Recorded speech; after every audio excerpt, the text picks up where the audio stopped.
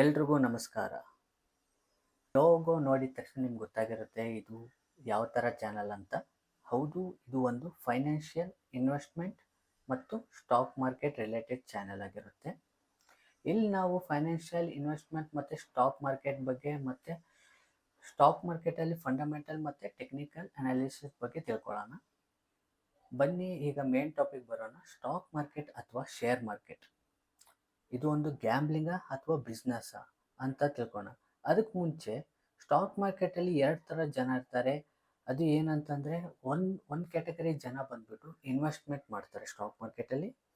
ಇನ್ನು ಎರಡನೇ ಕ್ಯಾಟಗರಿ ಬಂದ್ಬಿಟ್ಟು ಟ್ರೇಡಿಂಗ್. ಓಕೆ, ಇಲ್ಲಿ ಇನ್ವೆಸ್ಟ್ ಮಾಡೋರು ತುಂಬ ಲಾಸ್ ಆಗ್ತಾರೆ, ಇಲ್ಲ ಟ್ರೇಡಿಂಗ್ ಮಾಡೋರು ತುಂಬ ಲಾಸ್ ಆಗ್ತಾರೆ ಅಂತ ನೋಡಿದ್ರೆ, ಒಂದು ರಿಪೋರ್ಟ್ ಪ್ರಕಾರ ಇಲ್ಲಿ ಇನ್ವೆಸ್ಟ್ಮೆಂಟ್ ಮಾಡೋರು ಲಾಸ್ ಆಗೋದು ತೀರಾ ಕಡಿಮೆ ಇದೆ.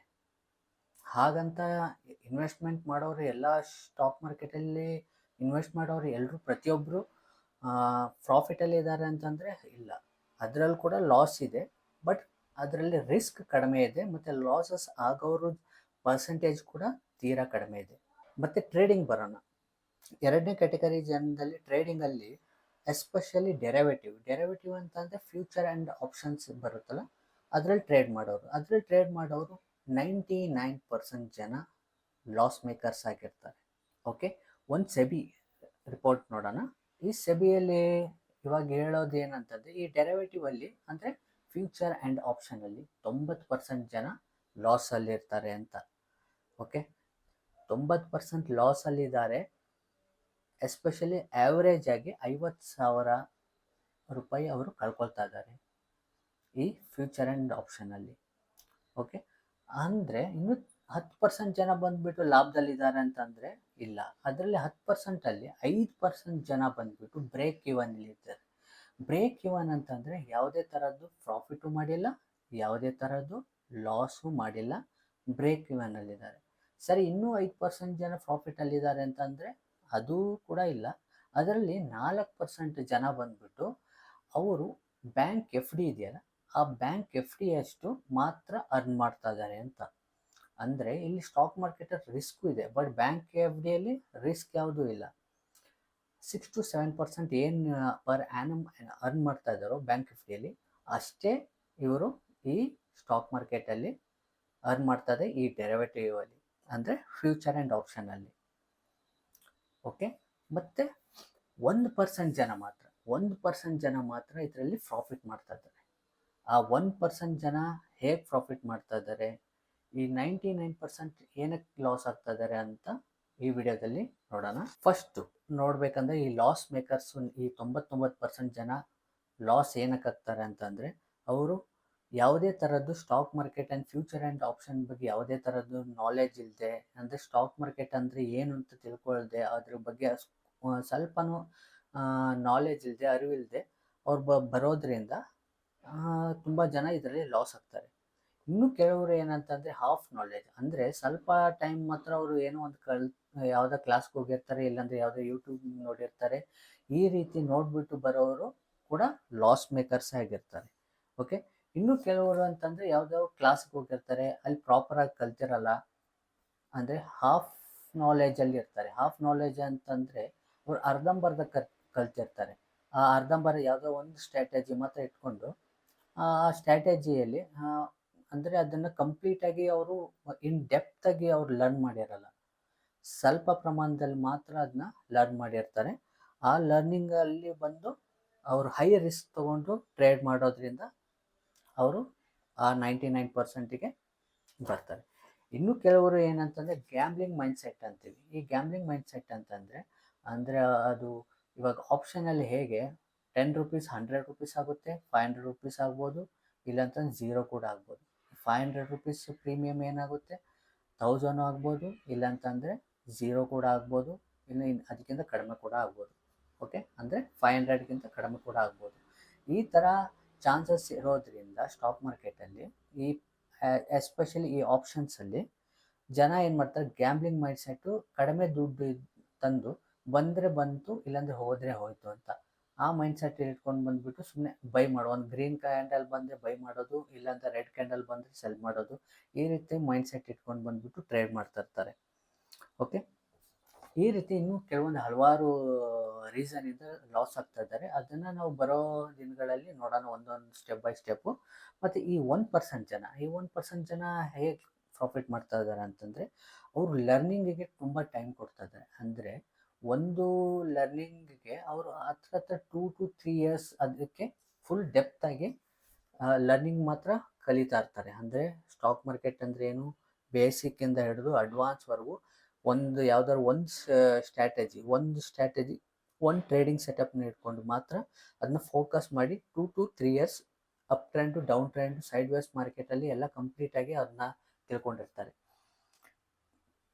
ಮತ್ತು ಇನ್ನೂ ಕೆಲವರು ಆ 1%ಅಲ್ಲಿ ಒಂದೇ ಒಂದು ಸ್ಟ್ರಾಟಜಿ ಮಾತ್ರ ಫೋಕಸ್ ಮಾಡಿರ್ತಾರೆ. ನಾವೇನು ಮಾಡ್ತೀವಿ, ಇವಾಗ ಒಂದು RSI ಬಿಟ್ಟು ಓವರ್ ಬಾಟ್, 30 ಬಂದುಬಿಟ್ಟು ಓವರ್ ಸೋಲ್ಡ್ ಅಂತ ನಾವೇನು ಅನ್ಕೊಳ್ತೀವಿ. ಆ ರೀತಿ ಇಲ್ಲಾಂದ್ರೆ moving average, above moving average 20 ಆಗಲಿ ಯಾವುದಾಗಲಿ above moving average buy sell ಅಂತ ಇರುತ್ತಲ್ಲ, ಅದರಲ್ಲಿ ಯಾವುದೋ ವರ್ಕ್ ಆಗಿಲ್ಲ ಅಂದರೆ ಮತ್ತೆ ಚೇಂಜ್ ಮಾಡ್ತೀವಿ. ಈಗ RSI ವರ್ಕ್ ಆಗಿಲ್ಲ ಅಂದರೆ MACD ವರ್ಕ್ ಆಗಿಲ್ಲ, ಸ್ಟೊಕ್ಯಾಸ್ಟಿಕ್ ವರ್ಕ್ ಆಗಿಲ್ಲ ಅಂತಂದರೆ ಟ್ರೆಂಡ್ ಲೈನ್ ಆಗಿಲ್ಲ ಅಂತಂದರೆ ಯಾವುದಾದ್ರು ಪ್ಯಾಟ್ರನ್ಗೆ ಹೋಗ್ತೀವಿ, ಪ್ಯಾಟ್ರನ್ನಿಂದ ಮತ್ತೆ ಕ್ಯಾಂಡಲ್ ಸ್ಟಿಕ್ ಬರ್ತೀವಿ, ಕ್ಯಾಂಡಲ್ ಸ್ಟಿಕ್ಕಿಂದ ಬಂದುಬಿಟ್ಟು ಜಪಾನೀಸ್ ಪ್ಯಾಟ್ರನ್ಗೆ ಹೋಗ್ತೀವಿ, ಇಲ್ಲಾಂತಂದರೆ ಹೀರೋ ಪ್ಯಾಟ್ರನ್ಗೆ ಹೋಗ್ತೀವಿ. ಅಂದರೆ W ಪ್ಯಾಟ್ರನ್ನು, M ಪ್ಯಾಟ್ರನ್ನು, ಆ ಥರ ಪ್ಯಾಟ್ರನ್ಗೆ ಹೋಗ್ತೀವಿ. ಈ ರೀತಿ ಅವಾಗವಾಗ ಚೇಂಜ್ ಮಾಡೋದ್ರಿಂದ ಏನಾಗುತ್ತೆ ಅಂತಂದರೆ, ಅದು ಕರೆಕ್ಟಾಗಿ ಅವರು ಆ ಪರ್ಟಿಕ್ಯುಲರ್ ನಾಲೆಜ್ ಅವ್ರಿಗೆ ಗೇನ್ ಮಾಡೋಕ್ಕೆ ಸಾಧ್ಯನೇ ಇಲ್ಲ. ಬಟ್ ಈ 1% ಜನ ಯಾವುದೋ ಒಂದು ಸ್ಟ್ರಾಟಜಿ ಮಾತ್ರ ಅವ್ರು ನೋಡ್ಕೊಂಡಿರ್ತಾರೆ. ಆ ಒಂದು ಸ್ಟ್ರಾಟಜಿನ ತುಂಬ ಡೀಪಾಗಿ ಲರ್ನ್ ಮಾಡೋದ್ರಿಂದ ಅವರು ಇಲ್ಲಿ ಪ್ರಾಫಿಟ್ ಆಗೋ ತುಂಬ ಚಾನ್ಸಸ್ ಜಾಸ್ತಿ ಇರುತ್ತೆ. ಬನ್ನಿ ಇವಾಗ ಬಂದ್ಬಿಟ್ಟು ನಾವು ಸ್ಟ್ರಾಟಜಿ ಬಗ್ಗೆ ನೋಡೋಣ. ಸ್ಟ್ರಾಟಜಿಯಲ್ಲಿ ನಾವು ಯಾವುದಾದ್ರು ಒಂದು ಸ್ಟ್ರಾಟಜಿ ತೊಗೊಳ್ಳೋಣ, ಅದು ಹೇಗೆ ವರ್ಕ್ ಆಗುತ್ತೆ ಅಂತ ಸ್ಟೆಪ್ ಬೈ ಸ್ಟೆಪ್ ನೋಡೋಣ. ಅದಾದಮೇಲೆ ಸೈಕಾಲಜಿ ಬಗ್ಗೆ ನೋಡೋಣ. ಸೈಕಾಲಜಿ ಅಂದರೆ ಮಾರ್ಕೆಟ್ ಸೈಕಾಲಜಿ ಹೇಗೆ ಬಿಹೇವ್ ಆಗುತ್ತೆ ಅನ್ನೋದನ್ನ ನಾವು ನೋಡೋಣ. ಬನ್ನಿ ಇವಾಗ ಬಂದುಬಿಟ್ಟು ಇಲ್ಲಿ ನೀವು ನೋಡಿರ್ತಾರೆ, ಇದು ಬಂದುಬಿಟ್ಟು ಬ್ಯಾಂಕ್ ನಿಫ್ಟಿ ಚಾರ್ಟು. ಇವತ್ತು ಬಂದುಬಿಟ್ಟು 5 ಮಿನಿಟ್ ಚಾರ್ಟ್ ಇದು. ಇವಾಗ ನಾವು ಒಂದು ಮೂವಿಂಗ್ ಎವರೇಜನ್ನ ಇಂಡಿಕೇಟರ್ನ ಹಾಕೋಣ. ನೀವು ಯಾವುದಾದ್ರೂ ಯೂಸ್ ಮಾಡ್ತೀರಾ ಅಂದ್ಕೊಳ್ಳಿ. ಇಲ್ಲಿ ನಾವು ಸೆಟಪ್ಪಲ್ಲಿ ಹೋಗ್ಬಿಟ್ಟು 20 ಮೂವಿಂಗ್ ಎವರೇಜ್ನ ನಾವು ಇನ್ಪುಟ್ನ ಹಾಕೋಣ. ಇಲ್ಲಿ 9 ಇದೆಯಲ್ಲ, ನೀವು 9ಅಲ್ಲೂ ಚೆಕ್ ಮಾಡ್ಬೋದು, ವರ್ಕ್ ಆಗುತ್ತೆ. ಯಾವ ಟೈಮ್ ಇಲ್ಲಿ ಲೆಂತ್ ಇದೆಯಲ್ಲ, ಇದನ್ನ ಯಾವುದಾದ್ರೂ ನೀವು ಇದನ್ನು ಚೇಂಜ್ ಮಾಡಿಕೊಂಡು ನೀವು ಚೆಕ್ ಮಾಡ್ಬೋದು. ಓಕೆ,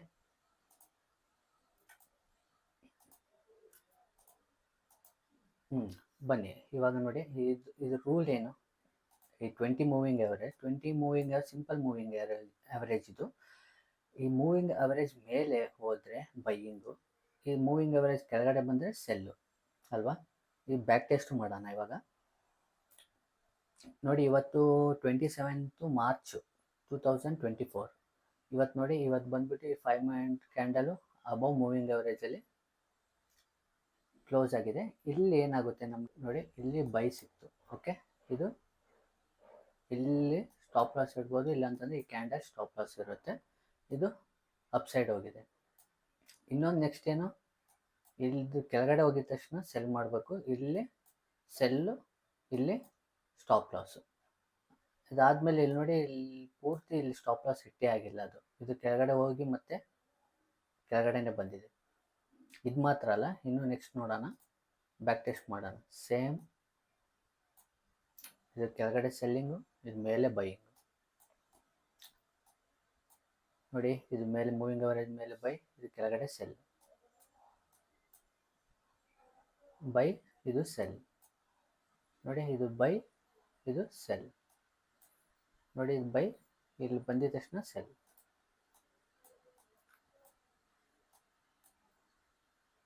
ಇವಾಗ ನಿಮ್ಗೆ ಅರ್ಥ ಆಗಿರುತ್ತಲ್ಲ, ಎಷ್ಟು ಸಿಂಪಲ್ ಆಗಿದೆ ನೋಡಿ. ಥಿಯರಿಟಿಕಲ್ ಆಗಿ ನಾವು ಎಕ್ಸ್ಪ್ಲೇನ್ ಮಾಡುವಾಗ, ಅಂದರೆ ನೀವು ಯಾವುದೇ ಕ್ಲಾಸಿಗೆ ಹೋದಾಗ ಈ ರೀತಿ ಎಕ್ಸ್ಪ್ಲೇನ್ ಮಾಡುವಾಗ ನಿಮ್ಗೆ ಏನು ಅನಿಸುತ್ತೆ, ವಾವ್ ಸೂಪರ್ ಆಗಿದೆ ಅಂತ ಅಂದ್ಕೊಳ್ತೀವಿ.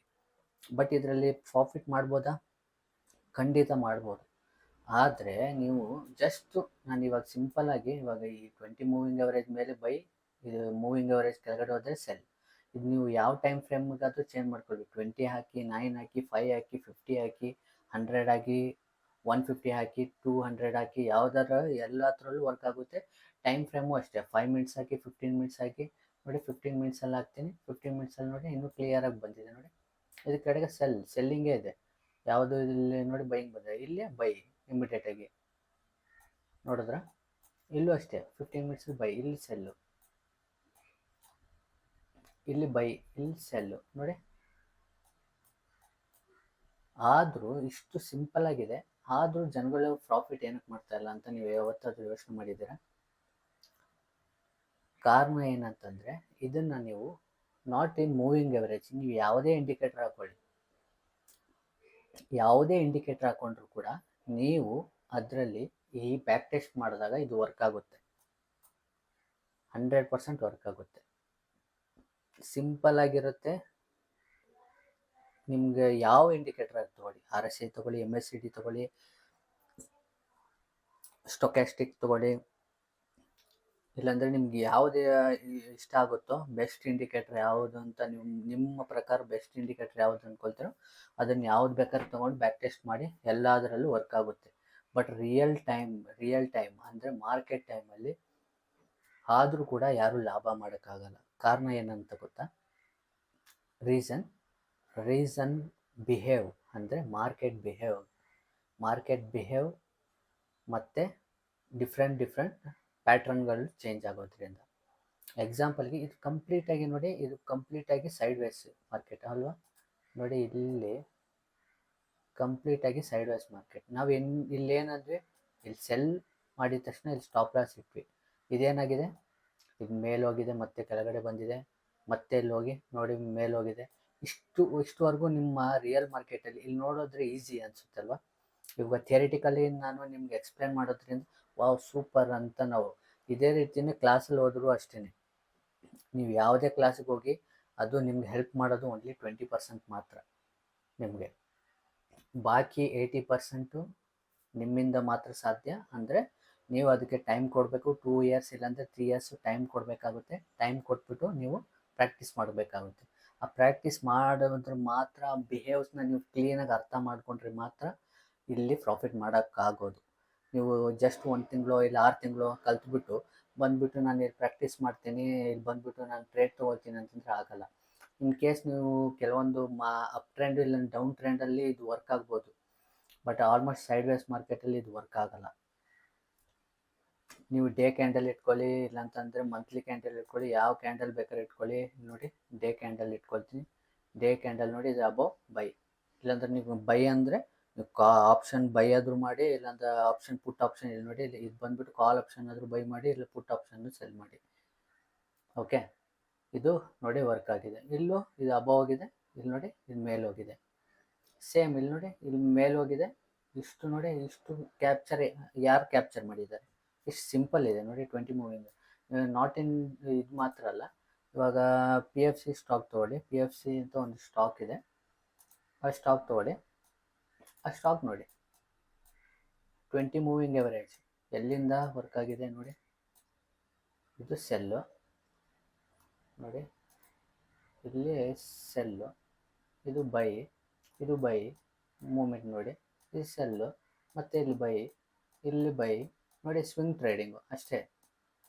ಇದನ್ನು ನಾವು ದುಡ್ಡು ಕೊಟ್ಬಿಟ್ಟು ಕಲಿಬೇಕು ಅಂತ ಏನಿಲ್ಲ. ಈ ಯೂಟ್ಯೂಬಲ್ಲಿ ತುಂಬ ಸ್ಟ್ರಾಟಜಿಗಳಿದೆ, ಮೋರ್ ದೆನ್ 10,000 ಮೇಲೆ ಸ್ಟ್ರಾಟಜಿಗಳು ಫ್ರೀ ಆಗಿದೆ. ಇಲ್ಲಿ ನೋಡಿ, ಇಲ್ಲಿ ಬೈ, ಇಲ್ಲಿ ಎಲ್ಲೂ ನಮಗೆ ಇದನ್ನೇ ಕೊಟ್ಟಿಲ್ಲ, ಸ್ಟಾಪ್ ಲಾಸೇ ಕೊಟ್ಟಿಲ್ಲ. ಕೊನೆಗೆ ಇಲ್ಲಿ ಕೊಟ್ಟಿದೆ ಎಷ್ಟು? Buying price 136, selling price 208. ಎಷ್ಟಾಯಿತು? ಆಲ್ಮೋಸ್ಟ್ 70 ಪಾಯಿಂಟ್ಸ್ ನಿಮಗೆ ಪ್ರಾಫಿಟ್ ಸಿಕ್ಕಿದೆ ಅಲ್ವಾ? 70 ಪಾಯಿಂಟ್ಸ್ ನಿಮಗೆ ಪ್ರಾಫಿಟ್ ಸಿಕ್ಕಿದೆ. ಯಾವುದರಲ್ಲಿ? PFCಯಲ್ಲಿ. ಇಲ್ಲೂ ಬೈಯಿಂಗ್ ಅಷ್ಟೇ, ಇಲ್ಲಿ ಬೈ ಮಾಡಿರ್ತೀರಾ, ಇಲ್ಲಿ ನೋಡಿ ಇಲ್ಲಿವರೆಗೂ ಹೋಗಿದೆ, ಇಲ್ಲಿ ಸ್ಟಾಪ್ ಲಾಸ್ ಕೊಟ್ಟಿದೆ. ಎಷ್ಟು? ನೀವು ಎಷ್ಟಕ್ಕೆ ಬೈ ಮಾಡಿದ್ದೀರಾ? 217. ಸ್ಟಾಪ್ ಲಾಸ್ ಕೊಟ್ಟಿರೋದು 244. ಮತ್ತು ನೆಕ್ಸ್ಟು ಇಲ್ಲಿ ಬೈ ಮಾಡಿರ್ತೀರಾ ನೋಡಿ, ಇಲ್ಲಿ ಬೈ ಎಷ್ಟು? Entry price 257, stop loss 384. ನೋಡಿದ್ರೆ ಇಷ್ಟು ಸಿಂಪಲ್ ಇದೆ. ಆದರೂ 99% ಜನ ಲಾಸ್ ಏನಕ್ಕಾಗ್ತಾರೆ ಅಂತಂದರೆ ಇದೆ ಸೈಕಾಲಜಿನೇ. ಈ ಮಾರ್ಕೆಟ್ ಬಿಹೇವ್ನ ನೀವು ಅರ್ಥ ಮಾಡ್ಕೋಬೇಕಂದ್ರೆ ಲೈವ್ ಮಾರ್ಕೆಟಲ್ಲಿ ನೀವು ನಿಮ್ಮ ಒಂದು ಟ್ರೇಡ್ ತೊಗೊಂಡಿದ್ದೀರಾ ಅಂತ ಅಂದ್ಕೊಳ್ಳಿ. ಎಕ್ಸಾಂಪಲ್ಗೆ ನೀವು ಒಂದು ಟ್ರೇಡ್ ತೊಗೊಂಡಿದ್ದೀರಾ, ಅದು 20 ಪಾಯಿಂಟ್ಸ್ ಬಂದುಬಿಟ್ಟು ನೀವು ಸ್ಟಾಪ್ ಲಾಸ್ ಇಟ್ಟಿರ್ತೀರ. 20 ಪಾಯಿಂಟ್ಸು ಇವಾಗ ಈ ಕ್ಯಾಂಡಲ್ಲು ನೀವು ಬೈ ಮಾಡಿರ್ತೀರ, ಇವಾಗ ಮೇಲೆ ಹೋಗುತ್ತೆ ಅಂತ. ಬಟ್ ಏನಾಗುತ್ತೆ, ಕ್ಯಾಂಡಲ್ ಹೀಗೆ ಮೇಲೆ ಹೋಗುತ್ತಾ? ಇಲ್ಲ, ಇದೇನಾಗುತ್ತೆ, ಕೆಳಗಡೆ ಬರುತ್ತೆ, ನಿಮಗೆ 10 ಪಾಯಿಂಟ್ಸ್ ಕಡಿಮೆ ಆಗುತ್ತೆ, 15 ಪಾಯಿಂಟ್ಸ್ ಕಡಿಮೆ ಆಗುತ್ತೆ, ಮತ್ತೆ ಮೇಲೆ ಹೋಗುತ್ತೆ. ಮೇಲೆ ಹೋಗ್ಬಿಟ್ಟು ಎಷ್ಟು 30 ಪಾಯಿಂಟ್ಸಲ್ಲಿ ಕ್ಲೋಸ್ ಆಗುತ್ತೆ ಅಂದ್ಕೊಳ್ಳಿ. ಓಕೆ, ಈ ಥರ 30 ಪಾಯಿಂಟ್ಸಲ್ಲಿ ಕ್ಲೋಸ್ ಆಗುತ್ತೆ. ಅದಾದಮೇಲೆ ಏನಾಗುತ್ತೆ, ಮತ್ತೆ ಕೆಳಗಡೆ ಬರುತ್ತೆ. ಇವಾಗ ನಿಮ್ಮ 20 ಪಾಯಿಂಟ್ಸಲ್ಲಿ 15 ಪಾಯಿಂಟ್ಸ್ ಕಡಿಮೆ ಬಂದುಬಿಟ್ಟು ಅದಾದಮೇಲೆ ಏನಾಗುತ್ತೆ, ಮೇಲೆ ಹೋಗುತ್ತೆ. ಇಲ್ಲಿ ಹೋಗಿದ ತಕ್ಷಣ ನೀವೇನು ಮಾಡಿಬಿಡ್ತೀರ, ಇಲ್ಲೇ ಎಕ್ಸಿಟ್ ಆಗಿಬಿಡ್ತೀರ. ನೀವು ಈ ಕ್ಯಾಂಡಲಲ್ಲಿ ಎಕ್ಸಿಟ್ ಆಗಿಬಿಡ್ತೀರ. ಬಟ್ ಅದಾದಮೇಲೆ ಕೆಳಗಡೆ ಬರ್ಬೋದು, ಮತ್ತು ಹಾಗೆ ಹೋಗಿ ನಿಮಗೆ 100 ಪಾಯಿಂಟ್ಸ್ ಕೊಡ್ಬೋದು. ಈ 100 ಪಾಯಿಂಟ್ಸ್ ನೀವು ಕ್ಯಾಪ್ಚರ್ ಮಾಡೋಕ್ಕಾಗುತ್ತಾ? ಖಂಡಿತ ಮಾಡ್ಬೋದು. ಬಟ್ ಏನಂತಂದರೆ, ನಿಮ್ಮ ಈ ಸೈಕಾಲಜಿಯಲ್ಲೇ ಈ ಸೆಕೆಂಡ್ ಕ್ಯಾಂಡಲಲ್ಲೇ ನೀವು ಆಚೆ ಹೋಗ್ಬಿಡ್ತೀರ. Not in third candle, second ಕ್ಯಾಂಡಲಲ್ಲೇ ನಿಮ್ಮ ಸೈಕಾಲಜಿ ಎಲ್ಲ ಲಾಸ್ ಆಗಿರುತ್ತೆ. ಇವಾಗ ಎಕ್ಸಾಂಪಲ್ಗೆ 5 ಮಿನಿಟ್ಸ್ ಕ್ಯಾಂಡಲ್ ಅಂದ್ಕೊಳ್ಳಿ, 5 ಮಿನಿಟ್ಸ್ವರೆಗೂ ನೀವು up down up down up down up down ನೋಡ್ತಾ ಇರ್ತೀರ. ಓಕೆ, ಎಕ್ಸಾಂಪಲ್ 15 ಮಿನಿಟ್ಸ್ ಅಂದ್ಕೊಳ್ಳಿ, 15 ಮಿನಿಟ್ಸಲ್ಲೂ ಅಷ್ಟೇ up and down up and down. 15 ನಿಮಿಷ ಅನ್ನೋದು ತುಂಬ ದೊಡ್ಡದು. ಬೇಕಾದರೆ ನೀವು ಟೈಮ್ ಲ್ಯಾಪ್ಸ್ನ ಆನ್ ಮಾಡಿಬಿಟ್ಟು ಕುತ್ಕೊಳ್ಳಿ, ಒಂದು 5 ನಿಮಿಷ ಹಾಗೆ ನೋಡ್ತಾ. ಎಷ್ಟೊತ್ತಾಗುತ್ತೆ? 5 ನಿಮಿಷ ಏನೋ 1 ಗಂಟೆ 2 ಗಂಟೆ ಥರ ನಮಗೆ ಅನಿಸುತ್ತೆ. ಆ ಪ್ರಾಫಿಟ್ಟು ಲಾಸು ಅಂತ ನಾವು ನೋಡಿದ ತಕ್ಷಣ ನಮಗೇನಾಗುತ್ತೆ, ನಮ್ಮ ಸೈಕಾಲಜಿ ಫುಲ್ ಕಂಪ್ಲೀಟಾಗಿ ಎಫೆಕ್ಟ್ ಆಗುತ್ತೆ. ಆ ಕಾರಣದಿಂದ ನಾವು ಆಚೆ ಬಂದುಬಿಡ್ತೀವಿ. ಈ ಎಫೆಕ್ಟ್ ಆಗಬಾರ್ದು ಅಂತಂದರೆ, ನೀವು ಸ್ಟೆಪ್ ಬೈ ಸ್ಟೆಪ್ ಲರ್ನ್ ಮಾಡಿದಾಗ, ನೀವು ಎಂಟ್ರಿ ತೊಗೊಂಡ್ರೆ ಇದ್ರ ಕೆಳಗಡೆ ಸ್ಟಾಪ್ ಲಾಸ್, ಇದು ಎಂಟ್ರಿ, ಇದೇನಾಗೋದು ಮೇಲೆ ಹೋಗುತ್ತೆ. ಕೆಳಗಡೆ ಹೋದಾಗಲೂ ನಿಮ್ಗೆ ಯಾವ ತೊಂದರೆನೂ ಆಗೋಲ್ಲ. ಇಲ್ಲಿ ಒಂದು ವೇಳೆ ಸ್ಟಾಪ್ ಲಾಸ್ ಆದರೆ ಸ್ಟಾಪ್ ಲಾಸ್ ತೊಗೊಂಡು ಆರಾಮಾಗಿರ್ತೀರ. ಹಾಗೆ ಮೇಲೆ ಹೋಗುತ್ತೆ, ಮತ್ತೆ ಒಂದು ಸ್ವಿಂಗ್ ಟ್ರೇಡಿಂಗ್ ಅಂದ್ಕೊಳ್ಳಿ, ಕೆಳಗಡೆ ಬರುತ್ತೆ, ಮತ್ತೆ ಮೇಲೆ ಹೋಗುತ್ತೆ. ಇದನ್ನ ಈ ಕಂಪ್ಲೀಟ್ ಕ್ಯಾಪ್ಚರ್ ಮಾಡ್ತಾರಲ್ಲ, ಅಂದರೆ ಎಲ್ಲರೂ ಬಾಟಮ್ನ ಯಾರು ಕ್ಯಾಪ್ಚರ್ ಮಾಡೋಕ್ಕಾಗಲ್ಲ, ಟಾಪ್ನ ಯಾರು ಕ್ಯಾಪ್ಚರ್ ಮಾಡೋಕ್ಕಾಗಲ್ಲ. ಬಟ್ ನಿಮ್ಮ ರಿಸ್ಕ್ ಆ್ಯಂಡ್ ರಿವಾರ್ಡ್ ಮೇಲೆ ನೀವು ಹೋಗ್ಬೋದು. ಅದು ಸೈಕಾಲಜಿಗೆ ಆಗಿ ನೀವು ಲರ್ನ್ ಮಾಡಿದಾಗ ಮಾತ್ರ ಇದು ಸಾಧ್ಯ. ಇಲ್ಲ ಅಂತಂದರೆ ಖಂಡಿತ ಸಾಧ್ಯ ಇಲ್ಲ. ಇನ್ನೊಂದು ಸೈಕಾಲಜಿ ಪ್ರಕಾರ ಈ ಮಾರ್ಕೆಟ್ ಬಿಹೇವ್ ಹೇಗಿರುತ್ತೆ ಅಂತಂದರೆ, ಎಕ್ಸಾಂಪಲ್ಗೆ ಇದು ಒಂದು ರೌಂಡು 360 ಡಿಗ್ರಿ ಮಾರ್ಕೆಟ್ ಅಂದ್ಕೊಳ್ಳಿ. ಈ 360 ಡಿಗ್ರಿಯಲ್ಲಿ ಮಾರ್ಕೆಟು ಡಿಫ್ರೆಂಟ್ ಪ್ಯಾಟ್ರನ್ನ ಚೇಂಜ್ ಆಗ್ತಾನೆ ಇರುತ್ತೆ ಅವಾಗವಾಗ. ಇದು ಒಂದು ಸ್ಟ್ರಾಟಜಿ ಈ ಥರ ಅಲ್ಲಲ್ಲೇ ಪೂರ್ತಿ ಈ ರೌಂಡ್ ಇದೆಯಲ್ಲ, ಈ ರೌಂಡ್ ಪೂರ್ತಿ ಕವರ್ ಆಗುತ್ತೆ ಅಂದ್ಕೊಳ್ಳಿ. ಇಷ್ಟು ನೀವು ಯಾವುದಾದ್ರು ಒಂದು ಸ್ಟ್ರಾಟಜಿನ ಮಾತ್ರ ಫಾಲೋ ಮಾಡ್ತಿರ್ತಾರ. ಎಕ್ಸಾಂಪಲ್ಗೆ ನೀವು ಒಂದು ದಿನಕ್ಕೆ 10 ಟ್ರೇಡ್ ಬಂದರೆ ಅದರಲ್ಲಿ ನಿಮ್ಮ ಸ್ಟ್ರಾಟಜಿ ಪ್ರಕಾರ 1 ಟ್ರೇಡ್ ಬರ್ಬೋದು, ಇಲ್ಲ ಅಂತಂದರೆ 0 ಕೂಡ ಬರ್ಬೋದು. ಬಟ್ ಈ 1 ಬರೋವರೆಗೂ ನಿಮಗೆ ಪೇಷನ್ಸ್ ಇರಬೇಕು. ಆ ಪೇಷನ್ಸ್ ಇದ್ದಾಗ ಮಾತ್ರ ನೀವು ಟ್ರೇಡ್ ತೊಗೊಳಕ್ಕಾಗೋದು, ಮತ್ತು ಪ್ರೋ ಟ್ರೇಡರ್ ಆಗೋಕ್ಕಾಗುತ್ತೆ. ಇವಾಗ 9 ಟ್ರೇಡು ಬೇರೆ ಸ್ಟ್ರಾಟಜಿಯಲ್ಲಿ ವರ್ಕ್ ಆದರೂ ಕೂಡ ನೀವು ಇದನ್ನು ಮಾತ್ರ ಫೋಕಸ್ ಮಾಡಬೇಕಾಗುತ್ತೆ ಈ ಒಂದು ಬರೋವರೆಗೂ. ಅಂದರೆ ಇನ್ ಕೇಸ್ ನೀವು ಇಂಟ್ರಾಡೇ ಟ್ರೇಡರ್ ಆಗಿದ್ದರೆ, ಇಲ್ಲ ಸ್ವಿಂಗ್ ಟ್ರೇಡರ್ ಆಗಿದ್ದರೆ, ಡೈಲಿ ಕ್ಯಾಂಡಲಲ್ಲಿ ನೀವು 1 ವಾರ ವೇಟ್ ಮಾಡಬೇಕಾಗುತ್ತೆ, 1 ತಿಂಗಳು ಕೂಡ ವೇಟ್ ಮಾಡಬೇಕಾಗುತ್ತೆ ಎಂಟ್ರಿಗೆ. ಅಷ್ಟು ಪೇಷನ್ಸ್ ಇದ್ದರೆ ಮಾತ್ರ ಈ ಸ್ಟಾಕ್ ಮಾರ್ಕೆಟಲ್ಲಿ ನೀವು ಸರ್ವೈವ್ ಆಗೋಕ್ಕಾಗುತ್ತೆ, ಇಲ್ಲ ಅಂತಂದ್ರೆ ಪ್ರಾಫಿಟ್ ಮಾಡೋಕ್ಕಾಗೋದು. ಇಲ್ಲ ಅಂತಂದರೆ ನೀವು ಯಾವುದೇ ಕಾರಣಕ್ಕೂ ಪ್ರಾಫಿಟ್ ಮಾಡೋಕ್ಕೆ ಸಾಧ್ಯನೇ ಇಲ್ಲ. ಓಕೆ, ಇವಾಗ ನಿಮಗೆ ಈ ಸೈಕಾಲಜಿ ಬಗ್ಗೆ, ನಿಮ್ಮ ಮಾರ್ಕೆಟ್ ಸೈಕಾಲಜಿ ಬಗ್ಗೆ ನಿಮ್ಗೆ ಸ್ವಲ್ಪ ಆದರೂ ಅರ್ಥ ಆಗಿರುತ್ತೆ ಅಂದ್ಕೊಳ್ತೀನಿ. ಇವಾಗ ನಿಮ್ಮ ಕನ್ಕ್ಲೂಷನ್ಗೆ ಬನ್ನಿ, ನೀವು ಎಲ್ಲಿ ಮಿಸ್ಟೇಕ್ ಮಾಡ್ತಾ ಇದ್ದೀರಾ ಅಂತ. ಓಕೆ, ನೀವು ಅರ್ಧಂಬರ್ಧ ಕಲ್ತಿದ್ದೀರಾ, ಇಲ್ಲಾಂದ್ರೆ ಯಾವ ಸ್ಟೇಜಲ್ಲಿ ಇದ್ದೀರಾ ಅಂತ.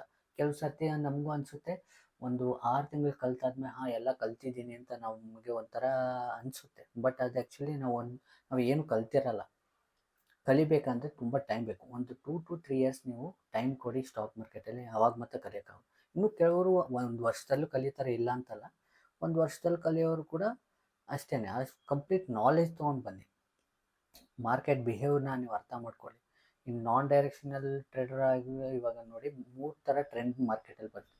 ಒಂದು ಅಪ್ ಟ್ರೆಂಡು, ಇನ್ನೊಂದು ಡೌನ್ ಟ್ರೆಂಡು, ಇನ್ನೊಂದು ಸೈಡ್ ವೇಸ್. ಈ 3 ಬಿಟ್ಟು ಮಾರ್ಕೆಟಲ್ಲಿ ಇನ್ನೇನು ಆಗೋಕ್ಕೆ ಚಾನ್ಸೇ ಇಲ್ಲ. ಓಕೆ, ಈ 3ರಲ್ಲಿ ನೀವು ಹೇಗೆ ಟ್ರೇಡ್ ತೊಗೊಳ್ತೀರಾ ಅನ್ನೋದೇ ಇಂಪಾರ್ಟೆಂಟ್ ಆಗುತ್ತೆ. ಮಾಡಬೇಡಿ. ನಿಮ್ಗೇನೋ ಡೌಟ್ ಇದ್ದರೆ ಕಮೆಂಟ್ ಮಾಡಿ. ಅದ್ರ ಬಗ್ಗೆ ಇನ್ನೂ ಫರ್ದರ್ ಸ್ಟೆಪ್ ಬೈ ಸ್ಟೆಪ್ಪು ನಾವು ಇನ್ನೂ ಲರ್ನಿಂಗ್ ವಿಡಿಯೋ ಇದೇ ಥರ ಇನ್ನು ಇದಕ್ಕಿಂತ ಅಡ್ವಾನ್ಸ್ ಆಗಿ, ಇದೇನಿಲ್ಲ, ಜಸ್ಟ್ ನಾನು ಬೇಸಿಕ್ ಮಾತ್ರ ಹೇಳಿರೋದು. ಇನ್ನೂ ಅಡ್ವಾನ್ಸ್ ಲೆವೆಲ್ಲಿ ಸೈಕಾಲಜಿ, ಮಾರ್ಕೆಟ್ ಬಿಹೇವ್ಸು, ಇದನ್ನು ಇನ್ನೂ ಸ್ವಲ್ಪ ದಿನ ಆದಮೇಲೆ ಲೈವ್ ಮಾರ್ಕೆಟಲ್ಲಿ ನಾನು ನಿಮ್ಗೆ ಹೇಳ್ಕೊಡ್ತೀನಿ. ನೀವು ಅದು ಮಾಡಬೇಕು.